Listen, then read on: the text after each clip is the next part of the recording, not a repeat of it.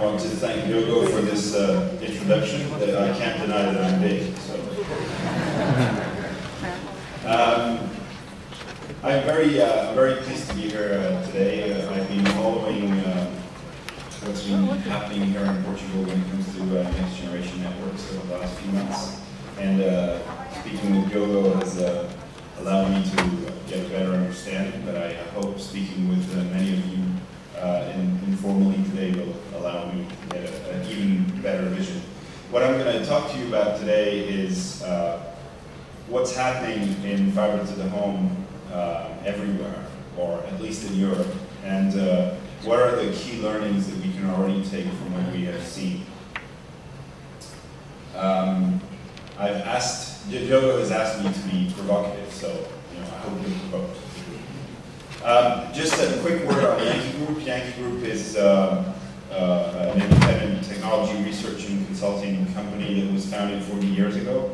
And our focus is to understand the impact of ubiquitous connectivity on, of course, the telecom sector, but more widely the economy and society. So obviously fiber to the home fits into that remit very well, and that's what we're going to talk about today. Copper used to be the foundation of our communication network.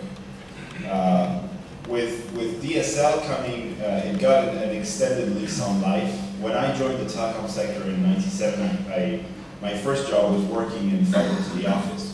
We didn't call it that at the time, we called it direct access. But effectively it was bringing high bandwidth services to businesses. And the only way to do that was fiber. And then DSL completely killed that business for about 10 years, and now it's getting its revenge. So copper is yesterday's network. Why? Because we all know it's stretched to the limit of its capacity right now.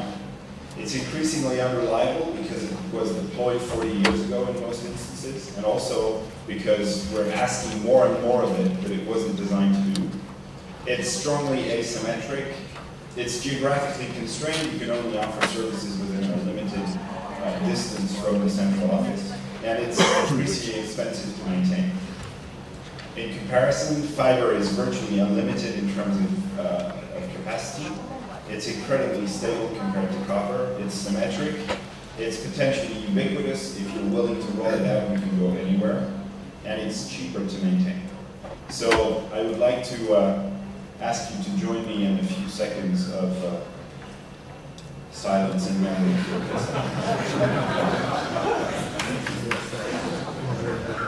So now it's the fiber queen.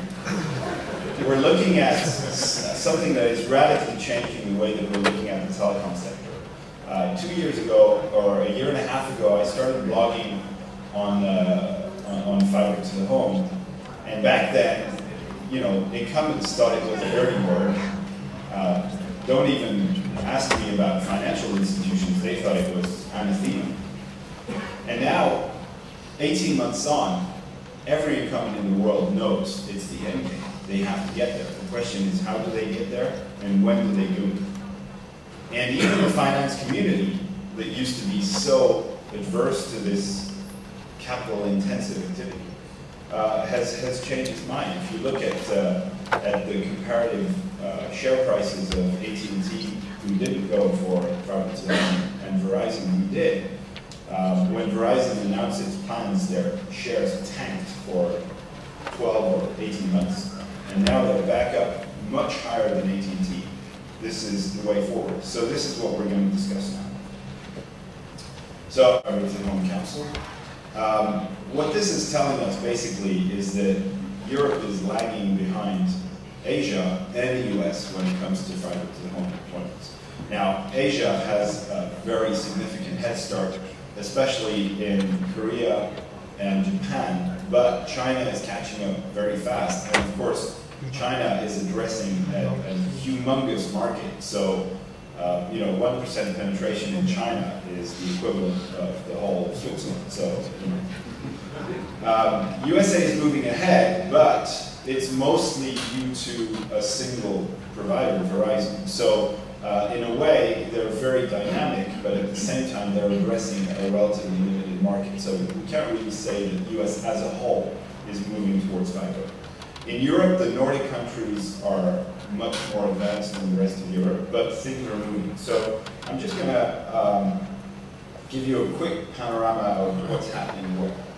So we start with the green countries up there. Sweden, 700,000 homes passed with fiber to the home, 300,000 subscribers, over 200 municipal networks.